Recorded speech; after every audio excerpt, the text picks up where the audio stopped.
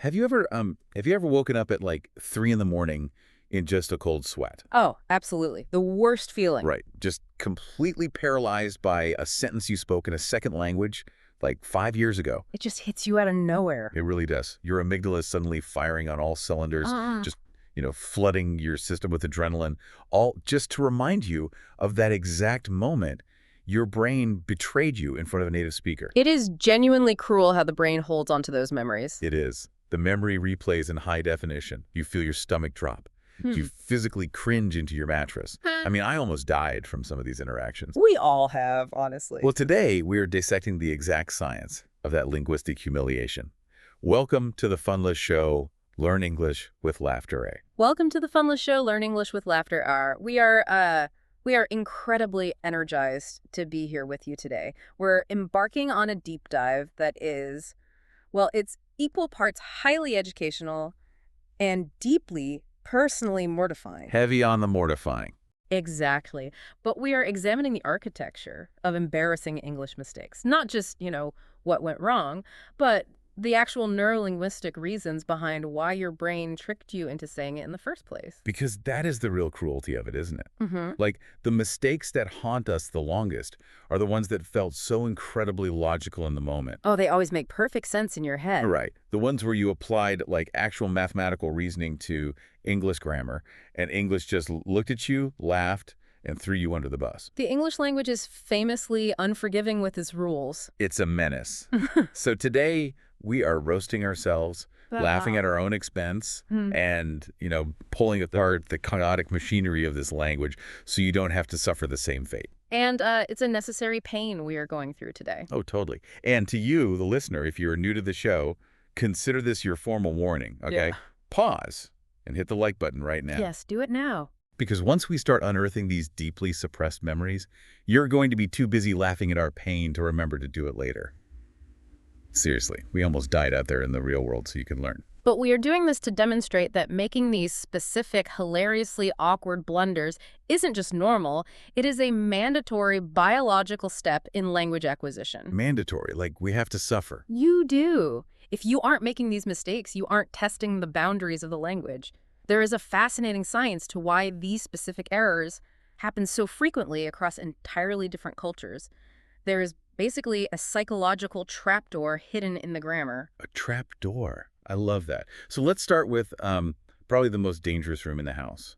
We need to talk about the highest stakes environment for an English mistake, which is the corporate workplace. Oh boy, the absolute worst place to mess up. Imagine the scene, right? You are wearing your best professional clothes, you have rehearsed your answers in the mirror, your heart rate is steady, and you are trying to project absolute, unflappable competence. You want to sound like executive material. Exactly. Executive material. And then the pressure causes a cognitive short circuit, and you say something so bizarre, you derail the entire conversation. The workplace is an absolute minefield for language learners. Like, in a casual setting, if you misuse a verb, your friends might chuckle, but the conversation just flows on. Yeah, the stakes are practically zero at a bar. Right. But in a professional setting, there is this immense unspoken pressure to project authority.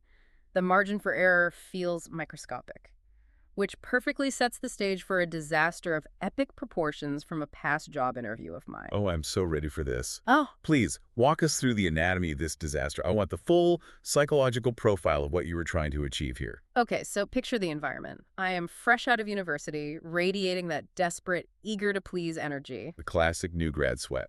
Precisely. I'm sitting across from a very stern, unsmiling hiring manager in an aggressively beige conference room. The air conditioning is freezing, which, only adds to the tension. Naturally. It's always freezing in those rooms. Always. So I want to convey that I am an absolute powerhouse of productivity.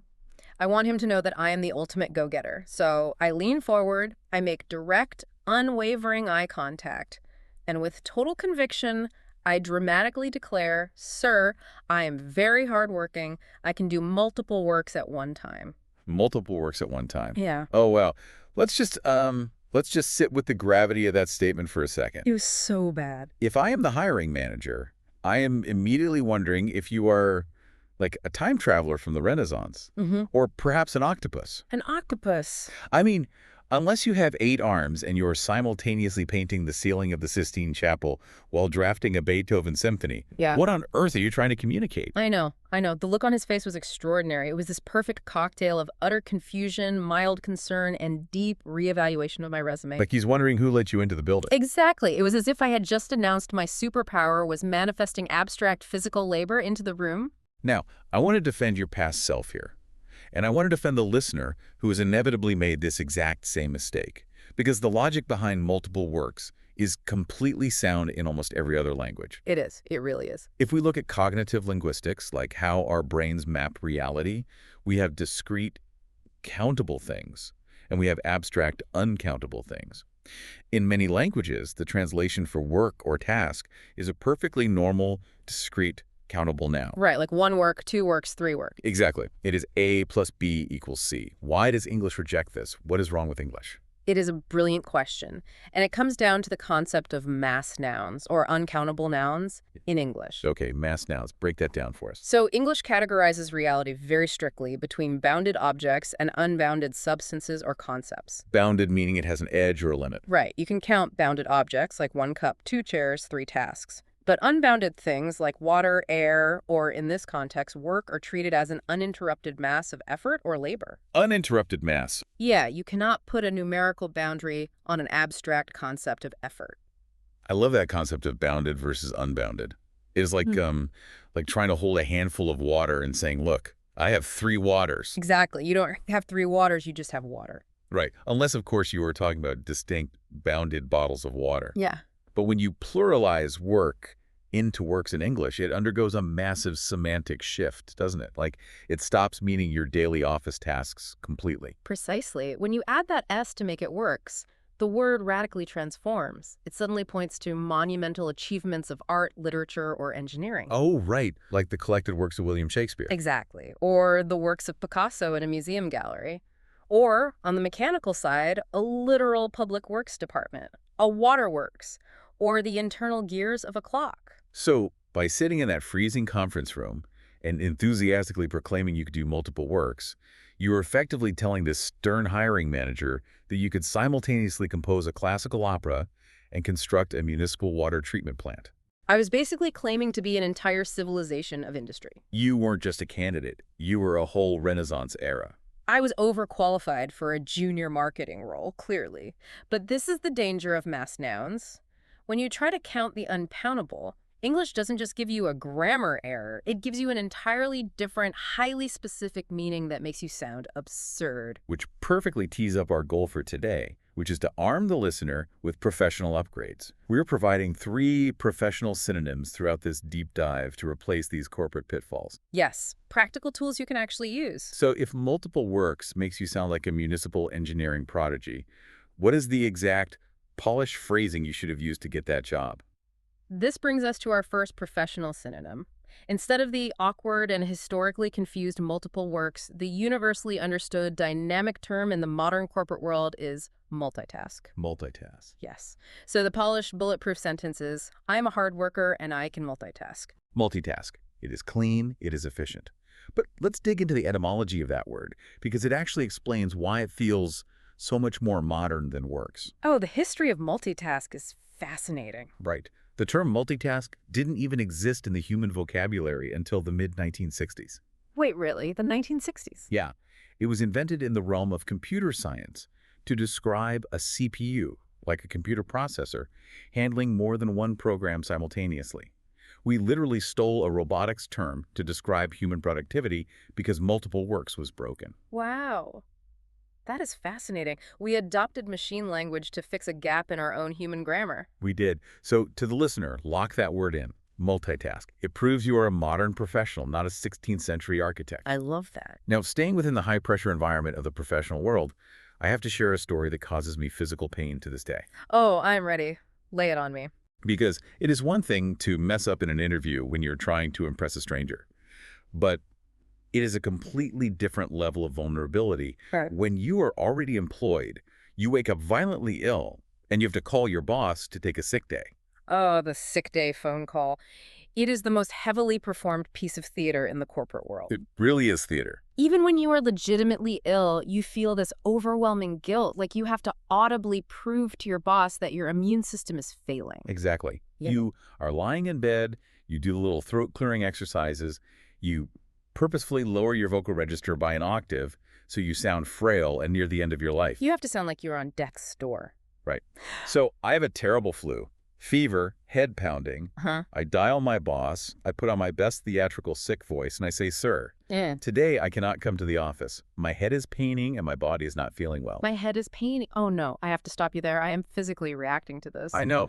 Paining is quite possibly the single most colossal magnetic trap for English learners globally. It is the linguistic equivalent of a mirage in the desert. It looks so right from a distance, and the closer you get, the more it ruins your day. I will defend my logic to the grave on this one, though. Look at the structural consistency of English in other areas. If it is raining outside, the rain is raining. Okay. If I am running, I am running. If a body part possesses pain, and that pain is actively radiating in the present moment, why on earth can't my head be paining? It seems so logical. Why does English suddenly decide to turn off the present continuous tense for this one specific sensation? I demand answers. I completely validate that frustration. To understand the why, we have to look at how English evolved to categorize the concept of physical suffering. Okay, take us back. The word pain comes from the Old French peine, and before that, the Latin poena, which literally meant penalty or punishment. Punishment, wow. Yes. Historically, pain was viewed as a physical object, a penalty inflicted upon you. It was a noun, a thing you carry. You say, "I have pain." So it is a possession, not an action. But wait, we do use it as a verb sometimes, don't we? Like, it pains me to see you go. Yes, but notice the crucial difference there. When pain is used as a verb, it is almost exclusively a transitive verb, meaning it requires an external object. Ah, like it needs a target. Exactly. The situation is paining me. The truth is paining him. It is inflicting a psychological penalty. But we absolutely do not use it as an intransitive, active verb describing a body part's independent action. So the head can't do it on its own. Right. Your head cannot autonomously pain. When you say "my head is paining," it sounds like an archaic translation of Victorian literature. That is exactly what it sounds like. It sounds like I'm wearing a floor-length nightgown, holding a single dripping candle in a drafty manner, crying out, "Alas, my skull is paining me." Yes, someone fetched the smelling salts. It is clunky, it is melodramatic, and it completely undermined my attempt to sound like a normal, sick employee. It sounded like I was starring in a Gothic novel. It creates this bizarre disconnect. So how do we rescue the listener from sounding like a 19th century aristocrat when they just need to take a Tuesday off for a migraine? Well, you have to fundamentally change the verb. You have to swap that cursed word, paining, for hurting. Yes. Because hurt functions perfectly as an active verb for body parts. Right. My head is hurting. Exactly. My back is hurting. But if we want to elevate this to the most professional, undeniable standard, how do we phrase it? In professional English, the most natural phrasing avoids verbs for the body part entirely. We revert back to the idea of pain as a possession. The noun form. Yes, we use the specific condition combined with the verb have.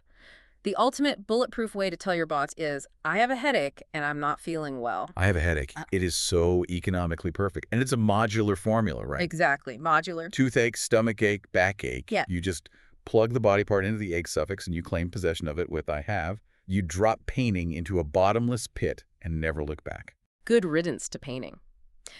So we have navigated the agonizing, slow-motion mistakes of the office. But I want to shift the environment a bit. Okay, where are we going? Well, the office is about calculated professionalism.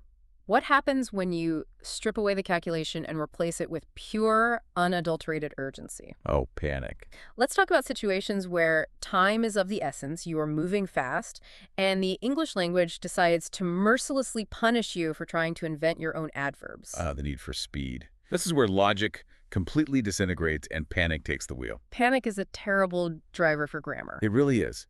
Imagine this, okay?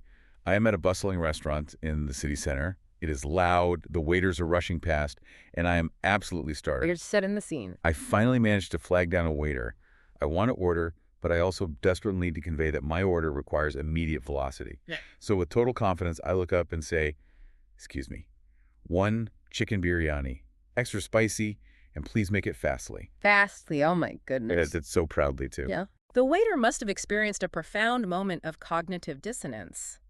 Fastly sounds like a word beamed in from an alternate dimension where English actually follows its own rules. Well, the waiter just froze. Hmm. He just stared at me, blinked twice in slow motion, turned on his heel, and walked away without a word. Oh no, it just walked away. Just vanished. Yeah. And I was left sitting there spiraling, thinking, wait, I used an adverb. I deployed the grammatical tool designed for this exact scenario. And listener, I want you to follow my mathematical logic here because it highlights the sheer hypocrisy of this language. I love a linguistic defense. Lay out the mathematics of fastly. Okay, consider the adjective slow. Yeah. If I want to instruct someone to perform an action in a slow manner, I take the adjective slow, I attach the suffix ly, and I magically create the adverb slowly. Completely correct. Please walk slowly. Right.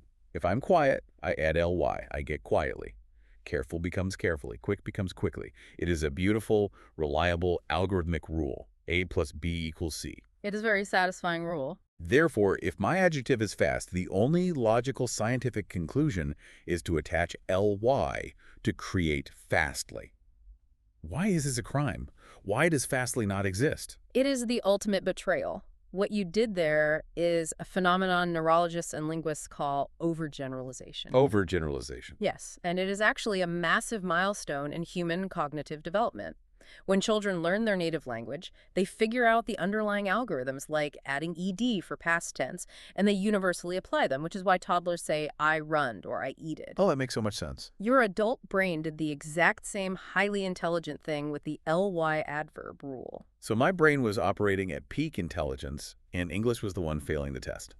Why does English hate its own algorithm here? To understand why fastly is a phantom word, we have to travel back in time to Old English. Let's do it. English is a Germanic language that has been beaten up and reshaped by centuries of invasions. In Old English, many adverbs were formed simply by adding the letter e to the end of an adjective.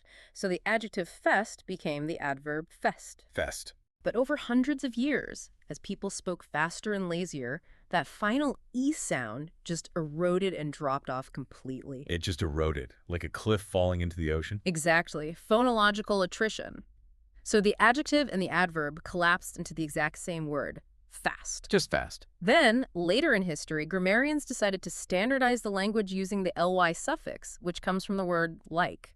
But fast was already deeply ingrained in the population as doing double duty. It was grandfathered in. It stubbornly refused to take the ly suffix. It is what we call a flat adverb. It acts as an adjective, like he is a fast runner, and it acts as an adverb, like he runs fast. So I was essentially punished for not knowing the phonological erosion patterns of a millennium ago. Fantastic. Blame the Anglo-Saxons. I absolutely will. Sure. But this leaves us with a practical problem in the restaurant.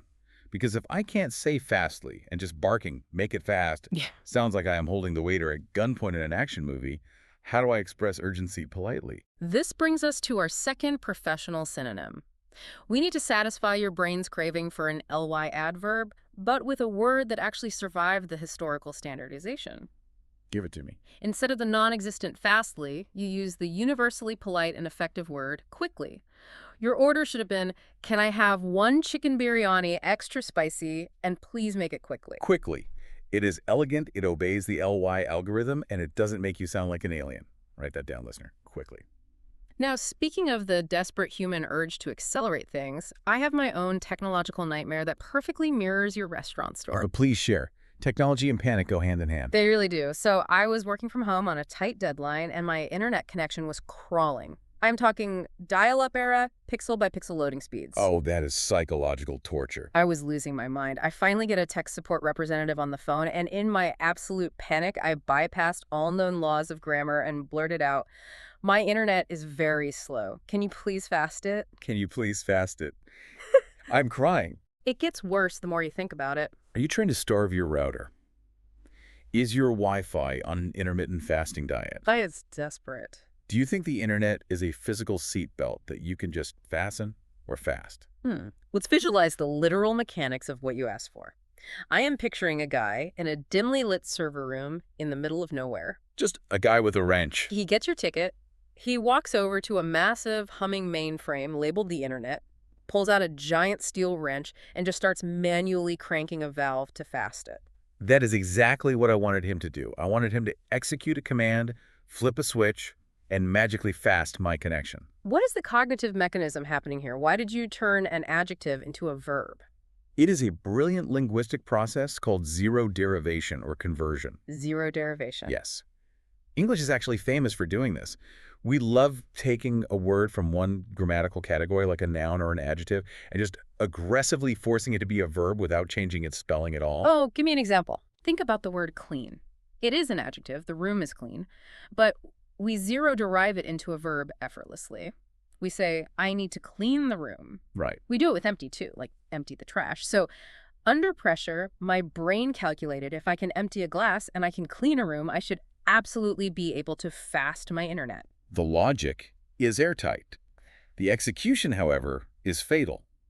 Because to make fast into a verb, you completely alter its meaning to religious or medical starvation.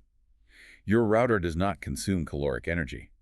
So how did the tech support agent react? There was just dead silence on the line for about 5 excruciating seconds. Just breathing. Yes. Finally, she said, Ma'am, do you mean you want to upgrade your speed package? She thought I was trying to buy something. That is hilarious. The correct phrasing for the listener wanting to avoid this tech support purgatory is to use a phrasal verb. You say, can you please speed it up? Or can we increase the speed? Speed it up.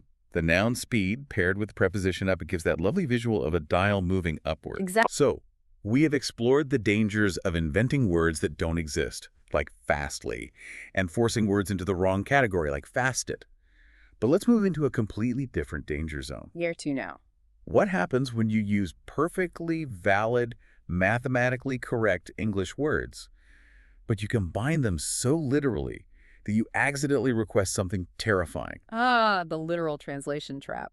This is where your vocabulary is flawless, but your cultural context is catastrophic. Beautifully put. This happens constantly in hospitality and healthcare because these are environments built around highly specific, heavily guarded routines.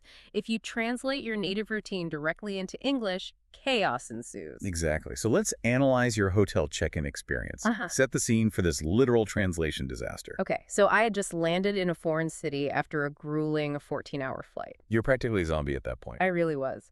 I am dragging my suitcase through a beautifully ornate hotel lobby. I am exhausted, my eyes are heavy, and all I want is the assurance that I'm going to walk into a pristine, perfect room. You just want to collapse. Right. So I approach the front desk, I look the receptionist in the eye, and I say, do you have any room? I want an AC room with good view, and please clean the bed. Clean the bed. Oh my gosh, I cannot. I simply cannot. It was so bad. Listener, I want you to engage your imagination right now and picture the sheer violence of that request. Oh, it sounds violent. Cleaning the bed does not mean fluffing a pillow. If you ask an English speaker to clean the bed, they are picturing a biohazard team in hazmat suits kicking down the door, dragging in a heavy-duty garden hose, a bucket of industrial bleach, and power washing the mattress until it disintegrates. I know. The poor receptionist's eyes went wide. She must have been frantically wondering what catastrophic event occurred in that room before he even got the key, that the mattress required a deep chemical extraction. It is so aggressive. And this brings us to one of the most critical concepts for achieving true fluency, which is semantic prosody and collocations. Yes, collocations are huge. In linguistics, collocations are words that just naturally orbit each other. They're the DNA of native speech. In English, you clean a room, you wash your clothes, but you perform a completely different ritual with a bed. Right. In many languages, the verb for general tidying or making something look presentable is a universal verb. You use the same word for the floor, the car, and the bed. One verb to rule them all. Exactly. But English segments these actions. Clean carries a semantic prosody, a hidden aura of removing dirt, grime, or stains. So we need to save the listener from accidentally demanding a pressure-washed mattress on their next honeymoon. What is our final professional synonym of the day for navigating hospitality? Our third and final professional upgrade. Instead of the horrifying phrase, clean the bed, the industry standard elegant phrasing is prepare the room, or the highly specific collocation, make up the room. Make up the room. Yes. So you say, could you please ensure the room is made up? Or simply, can someone make the bed? Making the bed is the collocation that implies straightening the sheets, tucking the blankets, and fluffing the pillows. No bleach required. Prepare the room. It has a regal quality to it, like you are a monarch expecting your chambers to be ready. Much safer. Much safer. Now, keeping with the theme of literal translations in high-stakes environments, I have another health-related misstep. And listener, Brace yourself, because a dark shadow from our past is about to return. Oh no, I sense a disturbance in the grammar force. What did you do? Well, I am at a medical clinic. I was traveling. And the night before, I decided to test my limits at a local street food market. Oh, a classic traveler mistake. Right. Way too much spice, way too much unknown meat. The next morning, I am in agony. I am sitting on the examination table, clutching my abdomen. The doctor walks in, clicks his pen, and asks for my symptoms. And I look at him and say, "Doctor, my stomach is paining since morning. I ate too much spicy food." I am groaning. Painting has returned. That's bad. It is the sequel nobody asked for. We literally just eradicated this word in the Office segment. I know. But this highlights how insidious cognitive load is. When you are stressed, or in this case, physically ill, your brain doesn't have the processing power to filter your second language. That is very true. It violently snaps back to the most literal translation of your native tongue. My brain said, action happening now equals ing. It is the ultimate regression, and we have to hammer this home for the listener. This is the golden rule. What is the protocol for the word painting? The protocol is complete annihilation. Yes. You take the word painting, you lock it in a steel vault, you wrap the vault in chains, and you drop it into the Mariana Trench. It ceases to exist in your vocabulary. Gone forever. You replace it with hurting, or you use our modular noun formula. Right.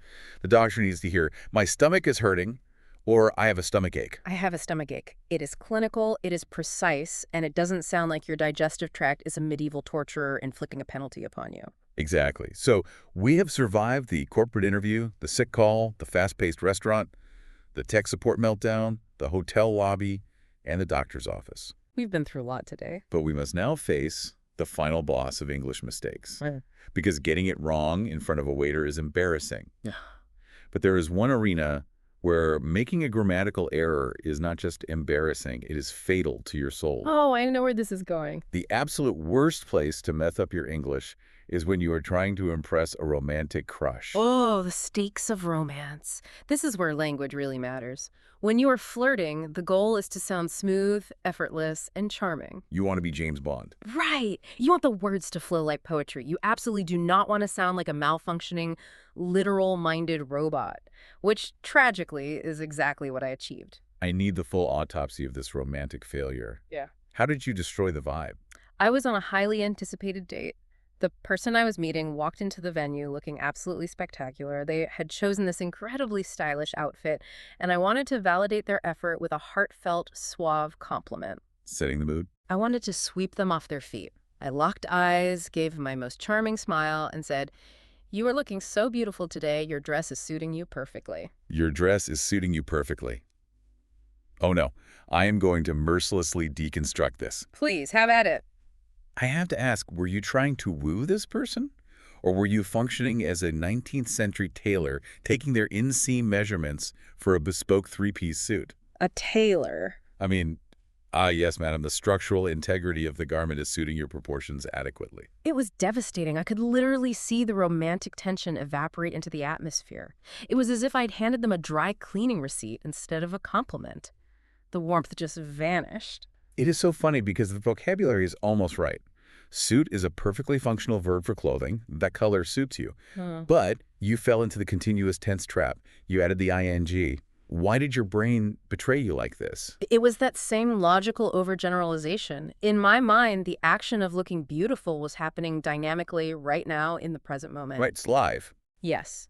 It wasn't a past event. It wasn't a future hypothetical. It was happening to me live. So I deployed the present continuous tense. It is suiting you. But this violates one of the most hidden, sneaky rules of English grammar, which is state of verbs. State of verbs, this is where English grammar becomes philosophical. Let's break this down for the listener. Let's do it. In English, we divide verbs into two categories. Dynamic verbs are actions: running, jumping, eating. You can physically see them happening. The state of verbs describe a state of being, an emotion, or a possession. They are static. Exactly. To use a functional metaphor, a dynamic verb is a video. You hit play, and the action unfolds over time. A state of verb is a photograph. It just is. A photograph. That's a great way to think about it. Verbs like know, believe, belong, and suit. You don't say, "I am knowing the answer right now." You just say, "I know the answer." It is a photograph of your intellect. Right. You don't hold a shoe and say, "This shoe is belonging to me." You say, "It belongs to me." So Because suit in this context is a stative verb describing the unchangeable fact of how the clothing matches their appearance, you cannot use the ing video form. Right. By adding ing, you mechanize the complement. You turned a beautiful photograph into a weird, robotic process. I mechanize the romance. It is a tragedy. So, for the listener who is currently navigating the treacherous waters of international dating, how do we fix this? What is the natural, attractive way to deliver this compliment? You have to keep it simple and you have to keep it stative. You strip away the ing, you can use an entirely different adjective structure like, you look stunning in that dress. Stunning is such a good word. Or, if you want to retain the verb suit, you lock it into the simple present tense. That dress really suits you, no continuous action. It suits you. It is confident, it is smooth, and it proves you are a romantic prospect, not a tailor. You look stunning. If I had a time machine, I would go back and staple a Post-it note with that exact phrase to my forehead. But listen, we have to absolve ourselves a bit here, because it is not just us. We are not the only ones suffering in the grammatical trenches. Not at all. Our viewers and listeners make these blunders every single day, and they are incredibly brave to share them with us. Which means it is time for our viewer story integration. Yes, this is truly my favorite part of the deep dive. The sheer creativity of the mistakes our listeners make is astounding. What do we have today? Oh, we have some gems today. Yeah. Let's start with a classic. Yeah. We received a comment from a viewer who was reflecting on their early days of learning English in school. The pressure of the classroom environment got to them. They wrote to us and confessed, I told my teacher I am died. I am died. Wow, that is not just a grammatical error, that is a profound existential declaration. Let's unpack the sheer magnitude of this statement. Because telling an authority figure I am died implies that you are a supernatural entity, like a ghost, who has decided to haunt a Tuesday morning math class. It implies a truly spectacular level of dedication to the educational system. Like, I have crossed the veil of mortality, but I still need to submit my homework. Right. The comedy here comes from mixing up hyperbole with a horrific collision of verb tenses. Exactly. What the viewer clearly meant to communicate was an exaggeration of their emotional or physical state. They meant, I almost died from embarrassment.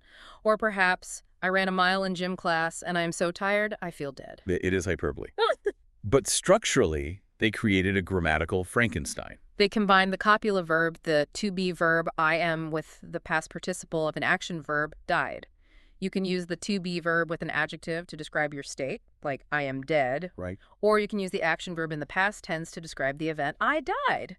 But I am died is forcing a state of being and a completed past action to exist in the same molecular space. It breaks the physics of the language. It is poetic in its failure. And the correction, of course, is to separate the state from the action. I am exhausted, or I almost died. Absolutely. The emotional communication was a success, even if the syntax was a disaster. Okay, we have 3 more extra viewer stories that we have to read because they're just too good to skip. Let's hear them. Viewer story number 2. This one comes from someone trying to make small talk at a party. They wanted to say they didn't have any fun hobbies, so they said, I am very boring. I am very boring. Oh no, the classic ed versus ing adjective trap. They literally confessed to being the least interesting person alive. Instead of saying I am bored, they insulted themselves. Exactly. In English, the ing adjective describes the thing causing the feeling. The class is boring. The ed adjective describes the person experiencing the feeling. I am bored. So they basically told the whole party, I am a tedious person to talk to. That is heartbreaking and hilarious. Okay, what's the next one? Story number 3. A listener was at work on their birthday, and their boss asked how old they were turning. Their native language translates age using the verb to have. So they looked at their boss and proudly said, I have 25 years. I have 25 years. Like they are a convict serving a prison sentence. That sounds incredibly grim. The literal translation of the verb to have instead of to be for age. Right. The boss must have thought they were bragging about their tenure or their prison time. The fix, of course, is I am 25 years old. I am 25. Simple, stative, and keeps you out of linguistic jail. Okay, the final extra viewer story. This is a common one in certain global regions. A student was terrified of an upcoming finals week, and they told their friend, I am so nervous, I have to give an exam tomorrow. I have to give an exam, which instantly promotes them to the role of the professor. Exactly. Unless you are standing at the front of the room handing out the papers, you are not giving the exam, you're taking the exam. English is so weird with directional verbs. The student receives the paper, so they take the exam. the teacher gives the exam. It is such a tiny swap, but it completely changes your job title. These listener stories are brilliant. They really are. Which brings us to the ultimate test for our listener. We have explored the deep linguistic history of Old English suffixes, the cognitive maps of mass nouns, the mechanics of zero derivation, and the romantic tragedy of stative verbs. Theory is great, but we need application. Exactly. Theory is useless without application. It is time to see if you, the listener, have actually internalized these rules. That's right. The training wheels are coming off. It is time for the English Gone Wrong speed round quiz. Now, listener, I want you to treat this seriously. This isn't a passive exercise. Whether you are driving your car, walking the dog, or sitting at your desk, when I present the incorrect phrase, I want you to engage your cognitive recall. Test those reflexes. Mentally project the correct professional synonym or grammatical fix before my co-host breaks it down. We are going to move fast. It is a test of your linguistic reflexes. Are you ready? I am ready to jump in with the corrections. Let's test them. Scenario 1. You are in a high-stakes corporate interview. You want to convey that you are highly capable of managing multiple projects simultaneously. Your brain tempts you to use a mass noun incorrectly. Do not say multiple works. What is the modern professional term? Multitask. You use the word born from 1960s computing. You say, I can multitask. Spot on. Scenario 2. You're at a busy restaurant, you're starving, and you need to politely command the waiter to accelerate your order. Your brain tries to force an ly onto a flat adverb. Do not say fastly. What is the correct adverb? Quickly. You bypass the historical trap of the flat adverb and use quickly. Excellent. Scenario 3. You are on a romantic date. You want to compliment their outfit, but you are navigating the treacherous waters of dynamic versus stative verbs. Do not turn the romance into a mechanical process by saying, your dress is suiting you. What is the correct stative phrasing? Suits you. You treat the compliment like a photograph, not a video. That dress really suits you. Or, you look stunning. Perfect. Scenario 4. You are calling your manager to take a sick day. You want to describe the physical sensation in your head without sounding like a Victorian aristocrat. Do not say, my head is paining. What is the medical protocol? Hurting. Or you use the possessive modular formula. I have a headache. We do not use pain as an active verb. Flawless. Final scenario. You are checking into a luxury hotel. You want to ensure the housekeeping staff prepares your room, but you want to avoid implying that a biohazard team needs to pressure wash the mattress. Do not ignore semantic prosody by saying, clean the bed. What is the hospitality standard? Make up the room or prepare the room. You rely on natural collocations, not literal translations. In time. That was a spectacular run. Listener, if your brain successfully fired off those corrections, you have officially rewired your neural pathways. You've graduated from the Cringe Academy with honors. To solidify those new pathways, let's do a rapid, high-level synthesis of the linguistic mechanics we conquered today. Let's do the recap. Number 1, we conquered mass nouns. Remember that abstract effort is unbounded, you cannot count it. Work becomes multitask. Number 2, we navigated the historical ruins of Old English to understand flat adverbs. Fastly is a ghost word. Stick to quickly. R.I.P. Fastly. Number 3, we learned the difference between video verbs and photograph verbs. Keep your romantic complements stative, not continuous. Number 4, we stripped paining from the dictionary and replaced it with hurting to reflect modern verb usage. And finally, number 5, we respected semantic prosody by using collocations like making the bed instead of literal, aggressive translations. That is a phenomenal Blinkist-level synthesis. You're practically bulletproof now. You understand the why behind the what, which is the true key to fluency. And as we bring this deep dive to a close, we turn the spotlight back to you, the listener. We want to know which of these traps resonated with you the most. Have you ever tried to fast a machine? Have you ever declared, I am died to an authority figure? Tell us in the comments. Seriously, the comment section is our favorite place on the internet. Drop your most agonizing, deeply embarrassing English stories down there. Do not hold back, because we read every single one, we analyze them, we laugh with you, and if your blunder is truly spectacular, we will feature it and break down the linguistics of it in our next deep dive. And if you found value in our shared humiliation today, if you learned something that will save you from a 3 a.m. cringe attack, we explicitly ask you to support the channel. Hit the like button, share this deep dive with a fellow language learner, leave that comment, and make sure you are subscribed to The Funlish Show. Please subscribe. Your active engagement is the engine that allows us to keep producing these in-depth explorations. It truly allows us to keep the lights on and the grammar flowing. Mm. Now, before we officially sign off, I want to leave you with one final, slightly provocative thought to chew on. Oh, I like a provocative thought. We just spent an hour rigorously dissecting rules, enforcing corrections, and trick to achieve grammatical perfection. But here is the paradox of fluency. If you listen closely to native English speakers in casual environments, they break these exact rules on purpose all the time. That is so true. They really do. They invent weird adverbs, they turn nouns into verbs just for fun, and they exaggerate their grammar for comedic effect. It is the ultimate irony.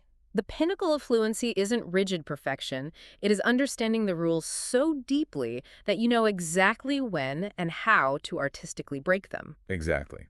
Language at its core is not a math test. It is a tool for human connection. It is about conveying emotion, humor, and intent. If you say, "I am died," and everyone in the room understands your exhaustion and laughs with you, then in a sociolinguistic sense, your communication was an absolute triumph. A total triumph. So keep experimenting, keep pushing the boundaries, keep laughing, keep learning, and above all, keep speaking English, even if you get it hilariously, scientifically wrong sometimes. What a perfect note to end on. Thank you all so much for spending your time with us today. Keep building those neural pathways. See you next time. Goodbye, everyone. Stay confident and keep smiling.